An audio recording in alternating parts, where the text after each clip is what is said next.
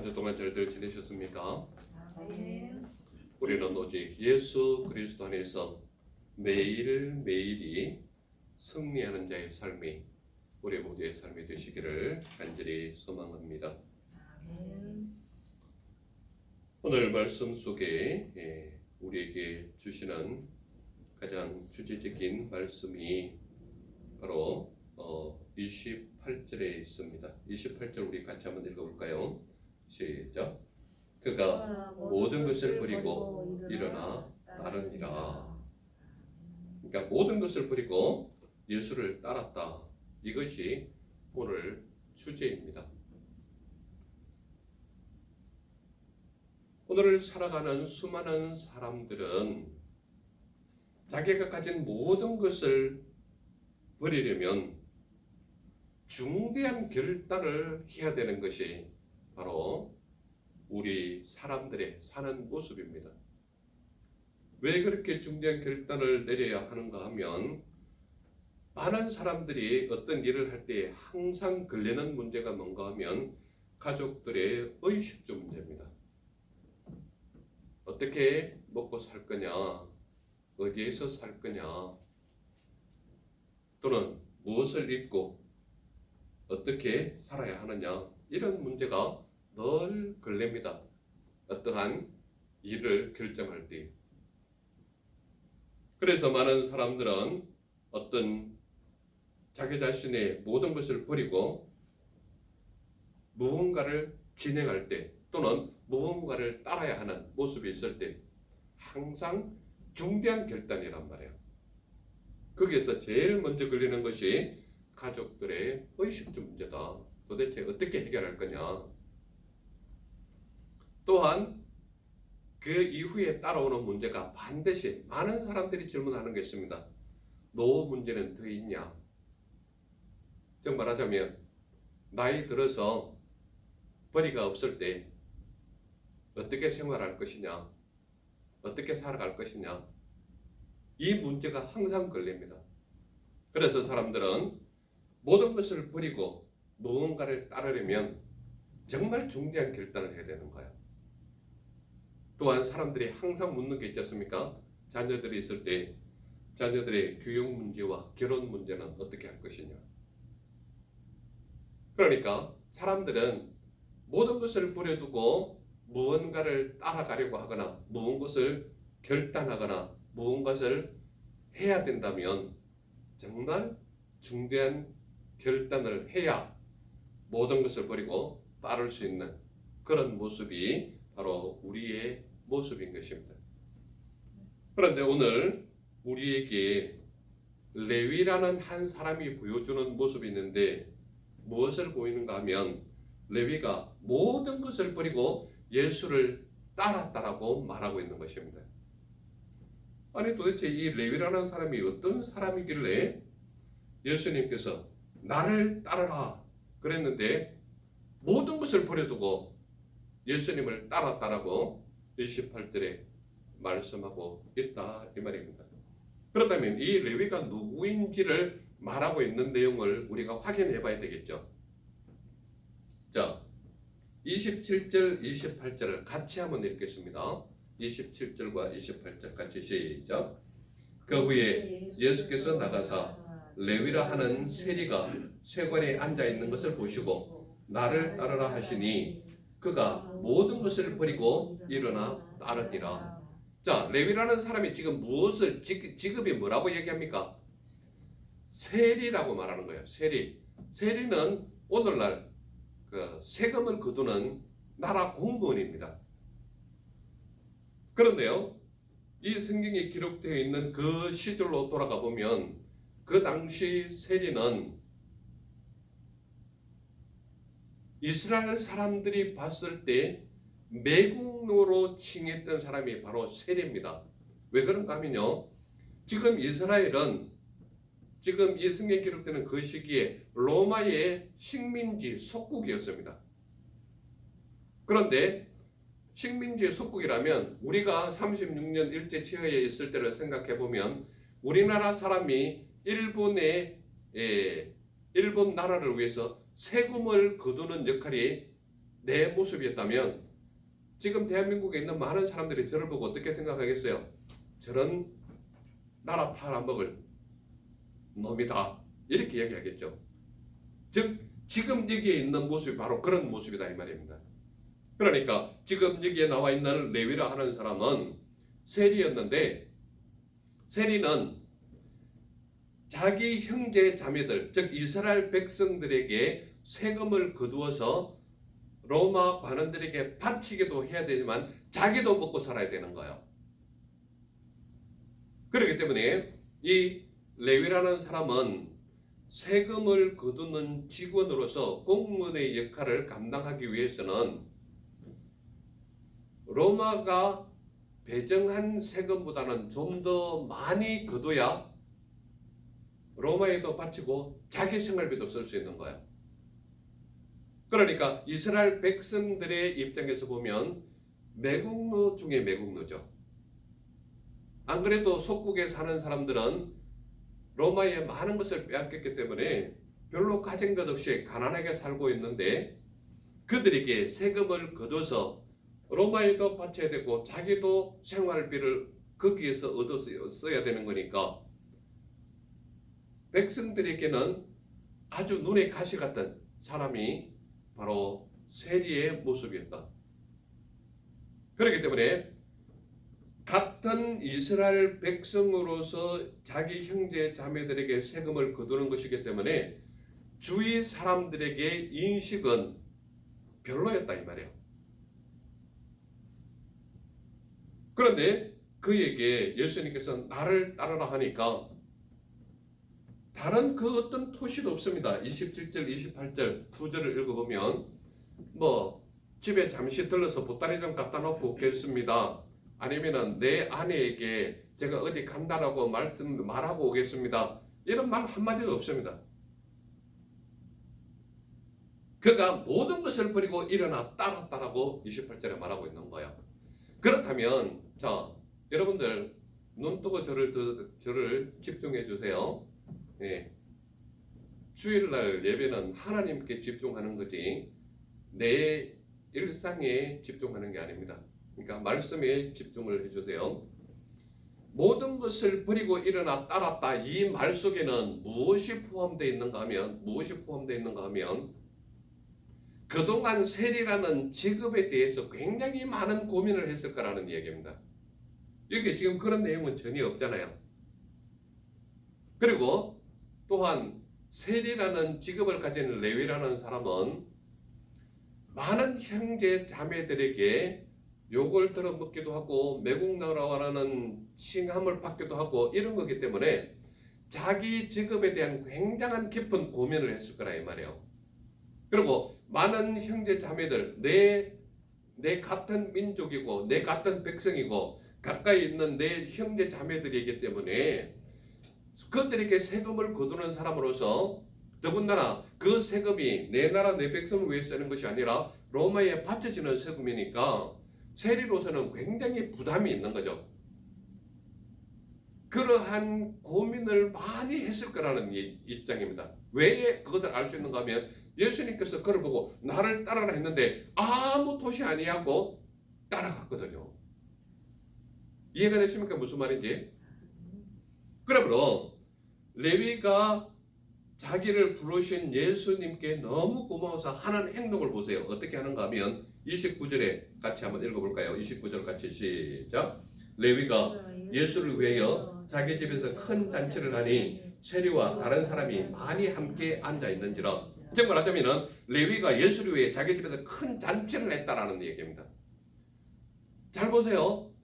지금 이 레위라는 사람은 세리의 직업을 가지고 있기 때문에 세금을 거두는 사람이니까 자기 집은 풍족하게 살 수 있다 이 말이에요. 그렇지 않습니까? 그러니까 예수라는 이 선생님이 나를 따르라 그랬을 때 아무런 토시 달지 아니하고 모든 것을 버리고 따랐다는 것은 직업에 대한 엄청난 고민도 많이 했고 수많은 자기 형제 자매들에게 욕을 들어먹은 그런 흔적도 기억을 하고 있는 거란 말이에요. 그러니까 예수님께서 부르니까 이런 방구하지 아니하고 바로 따르면서 그 자신이 그것에 대해서 잔치를 베풀었다 하는 것은 그가 자기를 불렀다는 것, 즉 예수님께서 자기를 불렀다는 것에서 엄청난 감사를 느끼고 있다는 거예요. 그래서 수많은 사람들을 자기 집에 불러서 지금 잔치를 하고 있는 그런 모습에 있다 이 말입니다. 그런데요, 여기에서 우리가 확인해 보아야 하는 것이 있는데 무엇이 우리에게 확인을 할 수 있는가 하면 여기에 모여 있는 사람들이 예수님께 아주 토시 하나 틀리지 아니하고 무슨 말을 하고 있는가 하면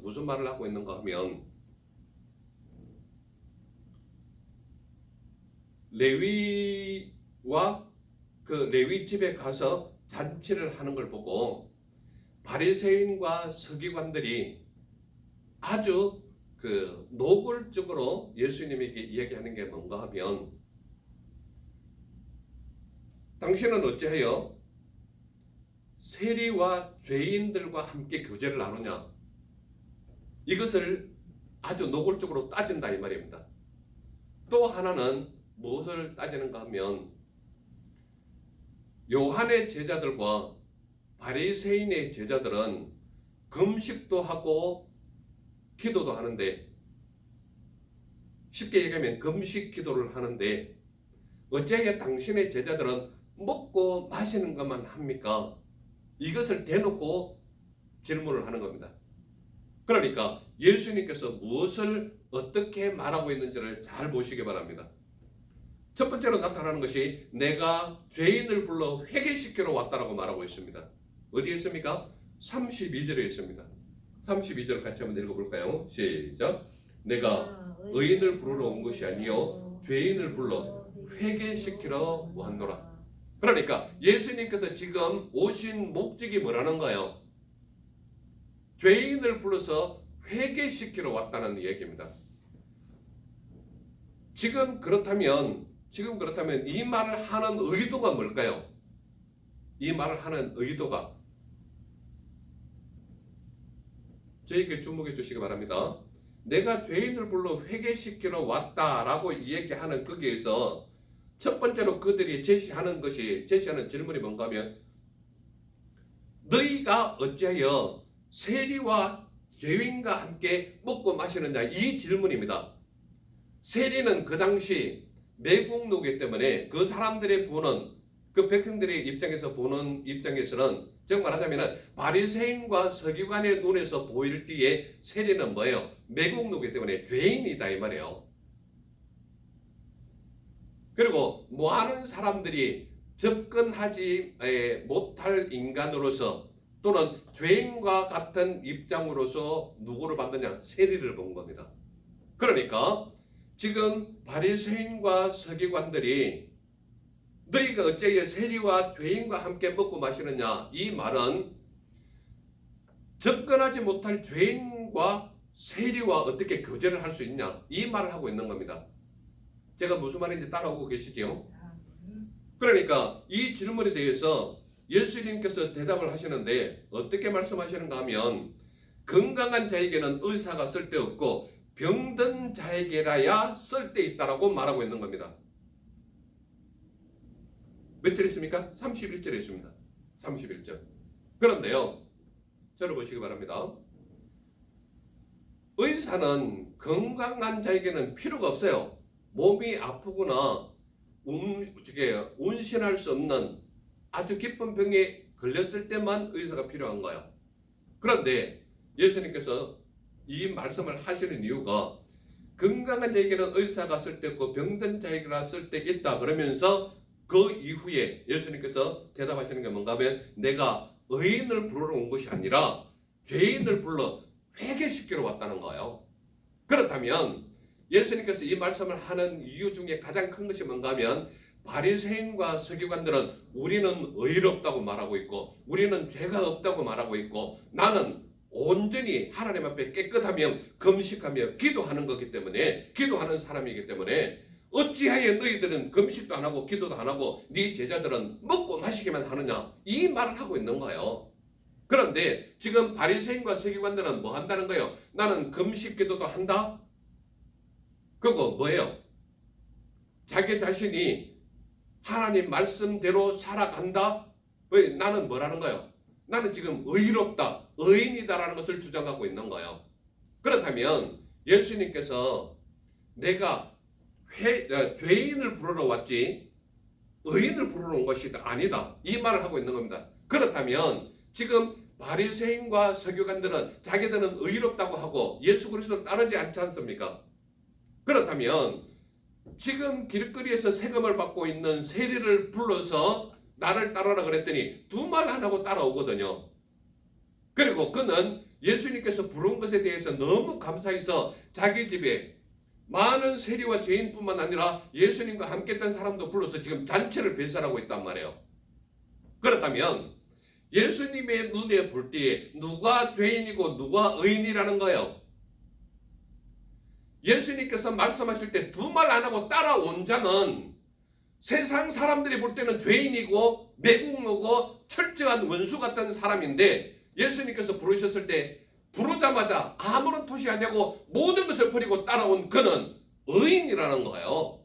그런데 나는 의롭다고 말하고 있고 나는 금식도 하고 기도도 하기 때문에 하나님 말씀대로 지킨다고 하는 이 바리새인과 서기관들은 뭐예요? 네가 의롭다 하는 것이 무엇 때문이냐? 지금 메시아로 오신 예수 그리스도를 반기지 않는 너 자신이 죄인이다라는 것을 말하고 있다 이 말이에요. 이해가 되십니까? 무슨 말인지? 그렇기 때문에 내가 죄인을 불러 회개시키러 왔다라고 말하는 것의 첫 번째 관점이 너희가 어째 세리와 죄인과 함께 먹고 마시느냐? 이 질문은 저에게 집중해 주세요. 너희가 어찌하여 죄인과 세리와 함께 교제하느냐? 이 속에는 내가 하나님의 말씀을 가르치는 바리새인이고 서기관인데 어떻게 세리하고 죄인들하고 먹고 마시느냐? 이 말을 하고 있는 겁니다. 자, 저를 집중해 주세요. 왜 제가 집중해 두려고 얘기하는가 하면 이스라엘 사람들의 기본 내면 속에 식사를 하는 것은 너와 나는 친구다, 너와 나는 같은 가족이다 라는 의미로 식사를 합니다. 그렇기 때문에 제가 미국에서 공부할 때에 유대인 가게가 우리 집 가까이에 있기 때문에 그 가게를 자주 활용하기는 했는데, 거기에는 제가 그 가게를 7, 8년 동안 움직이면서도 한마디도 안 하더니 8년째쯤 되니까 당신 나하고 친구하면 어떠냐 이런 식으로 말을 붙입니다. 그런데요, 유대인들이 친구라고 제시할 때는요 1, 2년 살펴보는 것이 아니고 적어도 한 10년 정도의 터울을 보고 그 사람을 봅니다. 그래서 이 사람은 믿을 만하냐 아니냐를 철저하게 머릿속에서 계산을 하는 사람들이 유대인이란 말이에요. 그런데 한 6, 7년 계속 그 가게를 들르고 인사도 같이 하고 이야기도 하고 이랬는데 8년째쯤 되니까 나하고 이거 친구 하지 않겠냐고. 그건 뭐예요? 그동안 저를 이 모양 저모로 다 살펴봤다는 이야기입니다. 그러면 친구를 할래 하는데 허락하면은 제일 먼저 하는 게 뭔가 하면 유대인들은 자기 가족들이 식사할 때 부르는 겁니다. 그렇기 때문에 유대인들은 자기와 함께 식사했다 그러면 당신은 나와 흉물 없는 친구 사이입니다. 나와 같은 이웃과 형제 자매와 같은 역할을 하는 겁니다 라는 교제가 식사 교제예요. 그런데 바리새인과 서기관들이 너희가 어찌하여 죄인과 세리와 교제하느냐, 이 말은 식사를 하느냐, 이 말은 접근하지 못할, 즉 말하자면 같이 해서는 안 되는 죄인과 세리와 식사를 같이 하느냐, 이 말을 하면서 예수님께서 하는 말이 나는 의인을 부르러 온 것이 아니다, 죄인을 불러 회개시키러 왔다라고 말하고 있는 거예요. 이해가 되십니까? 지금 무슨 말을 하고 있는지. 두 번째로 나타나는 질문이 뭔가 하면 요한의 제자와 바리새인의 제자는 자주 금식도 하고 기도를 한다. 그런데 당신의 제자들은 먹고 마시기만 한다. 이 말을 하고 있는 겁니다. 이 말은 예수님께서 여기에 대한 대답이 어떻게 하는지를 잘 보시기 바랍니다. 혼인집 손님들이 신랑과 함께 있을 때 금식할 수 있느냐? 이렇게 제시를 하는 겁니다. 즉 말하자면 지금 예수님이 잔치를 배설하는 이곳에 예수님 자신이 누구라고 말하는 거예요? 내가 신랑으로 온 사람이다라는 겁니다. 그렇기 때문에 신랑과 함께 있을 때에 신랑을 도와주는 신랑의 친구들이 금식하게 할 수 있느냐, 이것을 제시하는 겁니다. 이해가 되십니까? 그러므로 예수님과 함께 하는 자리는 모든 곳이 잔치 자리라는 것을 얘기하는 겁니다. 그리고 거기에서 예수님께서 그 말을 제시하면서 그 이후에 우리에게 말씀하시는 게 뭔가 하면, 그러나 그 날에 신랑을 빼앗기리니 그 날에는 금식할 것이니라. 즉 말하자면 신랑을 빼앗기는 날이 있는데 그 날은 너희가 금식하고 기도해야 된다, 이 말을 하고 있는 겁니다. 그렇다면 그 날은 언제일까요? 예수 그리스도께서 스스로 십자가에 오르셔서 피 뿌리신 날, 목요일에서 금요일, 토요일, 여기때가 금토가 되겠죠. 금요일 십자가에 오르셨으니까. 그래서 신랑을 빼앗기는 그때는 너희가 금식하고 기도해라, 이 말을 하고 있는 겁니다. 이해가 되십니까? 여기에 대해서 예수님께서 이 두 가지 질문을 이렇게 말씀하시면서 세 번째 관점으로 우리에게 가르쳐 주는데, 어떻게 가르쳐 주는가 하면 예수님께서 새 포도주는 새 부대에 넣어야 한다라고 우리에게 가르쳐 주는 거예요. 몇 절에 했습니까? 38절에 했습니다. 38절 같이 읽겠습니다. 시작. 새 포도주는 새 부대에 넣어야 할 것이니라. 여러분들, 이스라엘 사람들이 포도주를 담글 때 가죽 부대에 담그는데 왜 가죽 부대에 담그는지 아십니까? 새 새 포도를 따서 가죽 부대에 넣고 포도주를 담아요. 왜 새 가죽 부대에 새 포도를 넣는다고 얘기할까요? 이스라엘의 전통적인 관습을 아셔야 되는데, 그들이 가지고 있는 가죽 부대는 포도주를 담는 제법 안으면 이만큼 되는 것, 이보다 더 큰 것도 있고 그렇습니다.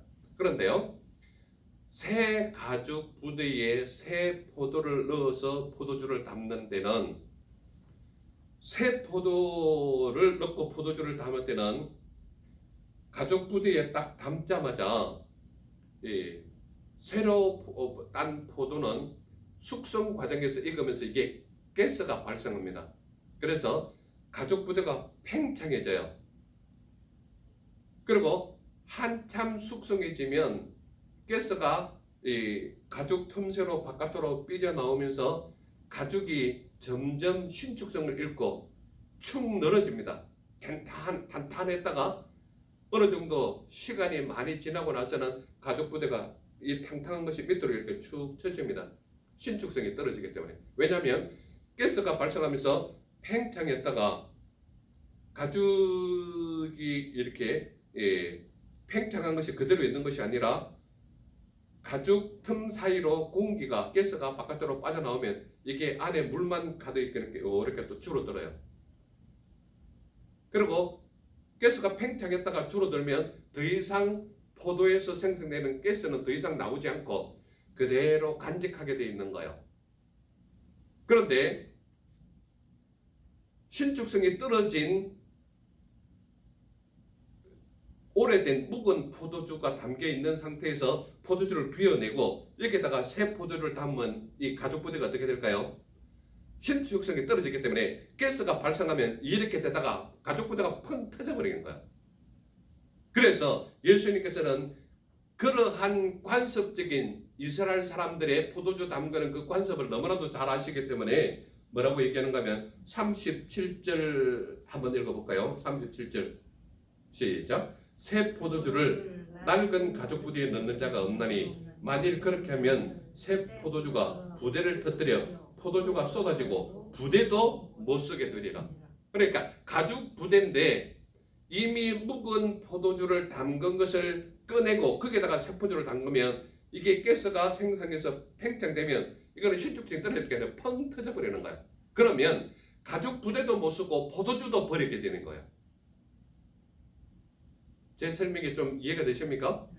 그래서 예수님께서 가르치는 것이 뭔가 하면 새 포도주는 새 부대에 넣어야 한다라고 가르치고 있는 이유가 흔 가죽, 그러니까 오래된 가죽 부대에 새 포도를 넣으면 부대도 터지고 포도주도 먹으니까 항상 예수님께서 말씀하시는 것은 새 포도주는 새 부대에 넣어야 된다. 이것을 가르치고 있는 것입니다. 이것이 무엇을 의미하는가 하면 예수 그리스도는 메시아로 오셨고 구속주로 오셨고 구원자로 오신 하나님이시기 때문에 바리새인과 서기관들이 가르치는 율법에서 구속되어진 이스라엘 백성들을 하나님 나라에 대한 복음으로 말미암아 그들에게 전하였을 때 지금까지 들어보지 못했던 하나님 나라가 눈에 확 열리는 거예요. 그러니까 예수님께서 가르치는 이 복음은 지금까지 이스라엘 백성들을 구속시켰던 율법적인 가르침에서 벗어나서 이제는 예수 그리스도를 통하여 온전한 믿음과 온전한 구원으로 나가서 하나님 나라에 속한 일원으로서 천국 백성의 기쁨을 누릴 수 있는 가르침을 예수님께서 가르쳤거든요. 그렇기 때문에 묵은 포도주가 좋은 것은 인정하나 묵은 가르침까지도 그것이 좋아서 그게 좋다라고 여기는 것은 아니다라는 것을 말하고 있는 거예요. 새 포도주는 새 부대에 넣는다. 이 말은 예수께서 메시아로 오셨고 임마누엘 하나님으로 오셨고 하늘나라의 그 자유로운 소식을 전하러 오셨기 때문에 그 소식으로 말미암아 너희들이 자유함을 얻는 것이기 때문에 하늘나라에 속하려면 내 말 예수 그리스도의 복음을 들어야 너희가 자유롭고 기쁨을 얻는 것이다. 이것을 말하는 것입니다. 그래서 새 포도주는 새 부대에 넣어야 하는 것이 맞다라고 이야기하면서 마지막 39절 뭐라고 얘기하는지를 한번 보시기 바랍니다. 39절 같이 읽겠습니다. 시작. 묵은 포도주를 마시고 새 것을 원하는 자가 없나니 이는 묵은 것이 좋다 함이니라. 즉 말하자면 바리새인과 서기관들은 지금도 계속 율법에 가르치는 구속하는 가르침이 자기에게 좋은 줄 알아서 자기가 의인이고 내가 금식하고 기도하기 때문에 나는 하나님 앞에 떳떳하며 온전한 사람이다. 온전한 믿음의 사람이다. 온전한 의인이다라고 말하고 있는 거예요. 그래서 예수님께서 그들에게 말씀하는 것이 나는 의인을 부르는 것이 아니라 죄인을 불러 회개시키러 왔다라고 말하고 있는 것입니다. 그러므로 예수 그리스도를 믿는 믿음의 사람이 온전한 의인이요 하나님께 택한 백성이요 예수 그리스도로 인해 구원받는 백성이라는 것을 말하고 있다 이 말입니다.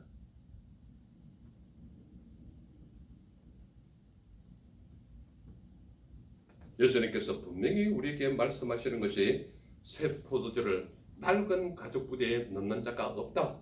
왜냐?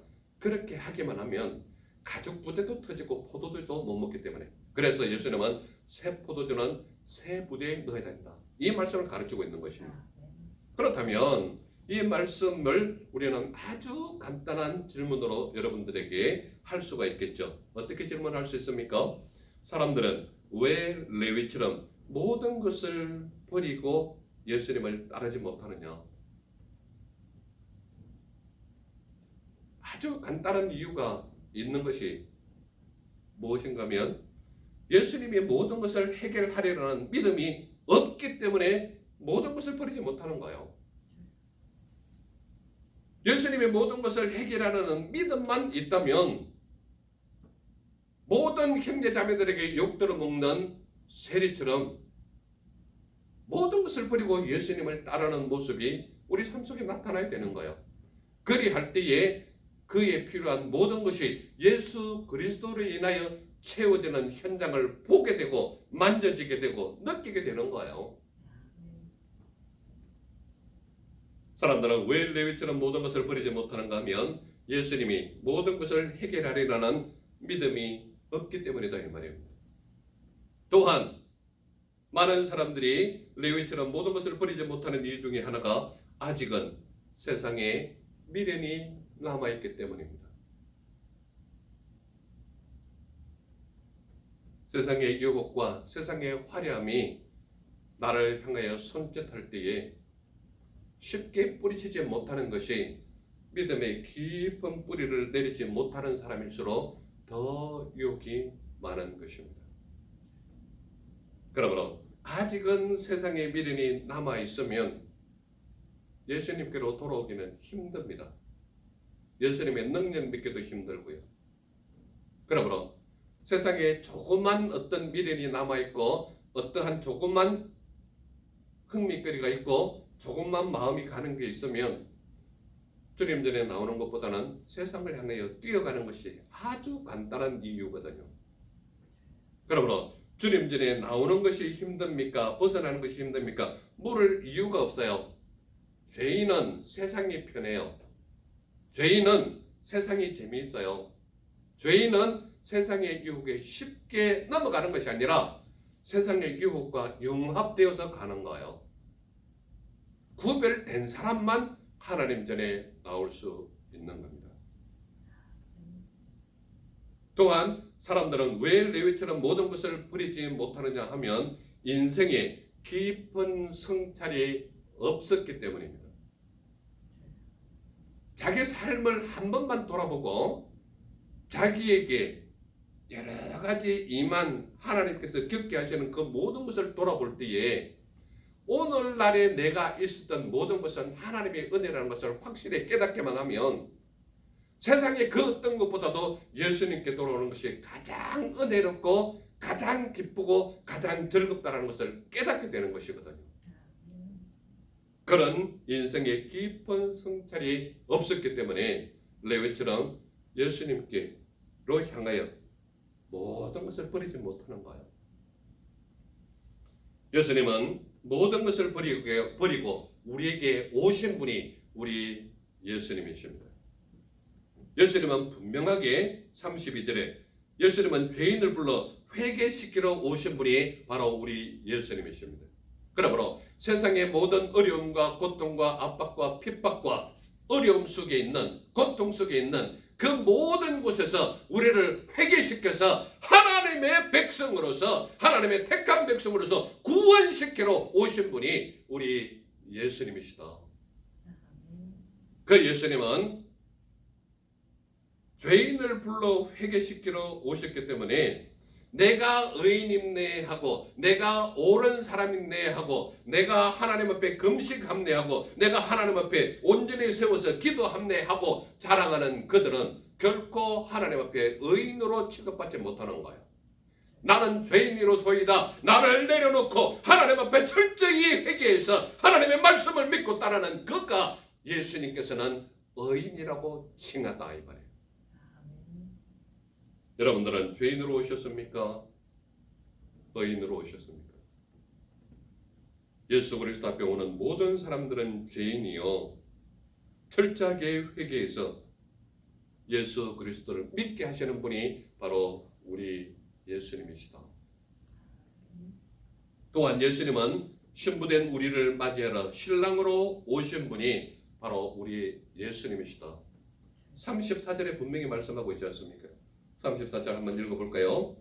예수께서 그들에게 이르시되 혼인집 손님들이 신랑과 함께 있을 때에 너희가 그 손님으로 금식하게 할 수 있느냐? 예수님이 누구라는 거예요? 신랑이라고 말하고 있는 거예요. 그러면 믿음을 가진 우리는 무엇이라고 부릅니까? 바로 예수님의 신부로 부르는 거란 말이에요. 그러므로 예수님은 신부를 맞이하러 신랑으로 친히 이 땅에 오셔서 우리를 맞이하시는 분이 우리 예수님이시다 이 말이에요. 또한 예수님은 분명하게 우리에게 말씀하시는 것이 구속하는 율법에서 자유함을 주는 복음을 위해 오신 분이 우리 예수님이라고 말하고 있는 거예요. 어디에 있습니까? 38절 39절 같이 읽겠습니다. 시작. 새 포도주는 새 부디에 넣어야 할 것이니라. 묵은 포도주를 마시고 새 것을 원하는 자가 없나니 이는 묵은 것이 좋다 함이니라. 과거에 구속하는 율법에 속박되어 있는 그들의 모습처럼 살아가는 것이 아니라 예수 그리스도로 인하여 하나님 나라에 속한 우리 모두의 모습으로서 하나님이 주시는 예수 그리스도가 주시는 참된 구속으로 말미암아 참 자유를 얻는 우리 모두의 삶이 되기를 예수님께서 원하신다 이 말이에요. 그렇다면 우리 모두는 믿음의 사람인데 믿음의 사람은 어떻게 살아라고 말하고 있느냐? 믿음의 사람은 모든 것을 버리고 예수님을 따르는 삶이 너희의 삶이 되어라 이 말을 하고 있는 거예요. 예수님이 나를 따르라 하시면 언제든지 순종하는 삶이 너희의 삶이 되어라. 27절 28절에 말하고 있지 않습니까? 나를 따르라 했을 때 세리 이 레위는 어떤 토시도 달지 아니하고 모든 것을 버리고 예수님을 따랐던 것이 레위다 이 말이에요. 이 레위 이름이 나중에는 누구로 바뀌는지 아십니까? 이 레위가 바로 나중에 마태로 이름이 바뀝니다. 세리였던 레위가 나를 따르라 했던 예수님이 철저히 따랐던 그의 모습을 따라서 그가 마태로 이름을 가진 자가 바로 세리 레위입니다. 또한 말씀에 순종하여 회개하는 삶이 너희의 삶이 되어라 이 말을 하고 있는 거예요. 몇 절에 있습니까? 32절에 그걸 적고 있습니다. 32절 같이 시작. 내가 의인을 부르러 온 것이 아니요 죄인을 불러 회개시키러 왔노라. 즉 말하자면 가슴을 찌르면서 하나님의 말씀을 들어보니까 죄인 중에 괴수가 바로 나인 거예요. 하나님의 말씀을 들으면 들을수록 죄인 중에 죄인이 바로 나인 것을 깨닫는 거예요. 그러므로 예수님이 오신 것은 그 말씀을 듣는 자마다 내가 죄인입니다. 내가 죄인입니다. 이 고백을 하기 위해서 예수님이 오셨다고 말하고 있는 거예요. 그러므로 저와 우리 모두는 말씀에 순종하여 회개하는 삶이 우리의 삶이 되어야 된다. 이 말씀을 가르치고 있는 거예요. 또한 예수님은 구속함의 율법에서 자유함을 주는 복음을 따르는 삶이 우리의 삶이 되어야 된다. 이 말이에요. 그러면 우리는 사나 죽으나 예수 그리스도만 믿고 따르는 자. 그것이 곧 모든 것을 버리고 예수 그리스도만 따르는 삶이 우리 믿는 자의 삶이 되어야 된다. 이 말을 하고 있는 거예요. 그러므로 저와 우리 모두의 삶은 오직 믿음의 사람으로서 예수님을 따르는데 어떻게 사느냐? 모든 것을 버리고 예수님만 바라보는 삶, 예수님만 따르는 삶. 그래요 예수님께서 주시는 언약의 축복을 받아 누리는 우리 모두의 삶이 되시기를 간절히 소망하는 것입니다. 아멘. 기도하겠습니다. 사랑의 주 하나님 감사합니다. 오늘도 우리에게 하늘의 신령한 은혜의 말씀 들려주시니 감사합니다. 말씀대로 우리의 모든 것을 버리고 예수 그리스도만 따라가는 우리 모두의 삶이 되게 하옵소서. 그리할 때 하나님께서 기뻐하시는 은혜의 정도로 세울 뿐만 아니라 언약의 축복을 주시는 하나님이신 줄 믿사오니 주님의 거룩하시고 복되신 은혜와 능력으로 가득하게 하옵소서. 나를 보내주신 예수님 이름으로 감사하며 기도드렸사옵나이다. 아멘.